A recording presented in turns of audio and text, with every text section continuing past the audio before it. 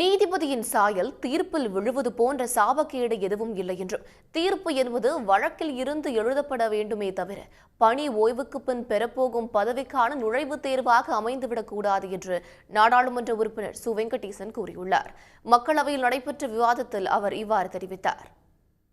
November 7ஆம் தேதி மனு தாக்கல் செய்யப்பட்டு 10ஆம் தேதி பதிவு செய்யப்பட்டு டிசம்பர் 1ஆம் தேதி தீர்ப்பு வழங்கப்பட்டு விட்டது.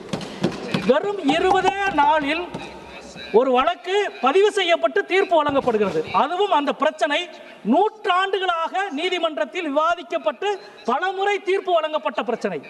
நீதிபதிகளின் சாயல் தீர்ப்பில் விழுவதை போன்ற சாபக்கேடு வேறு எதுவும் இல்லை.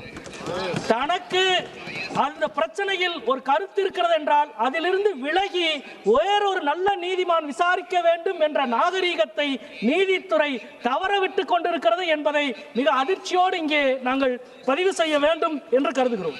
முன்பெல்லாம் தீர்ப்பு என்பது வழக்குகளிலிருந்து உருவாக்கப்படுவது என்ற எண்ணம் இருந்தது.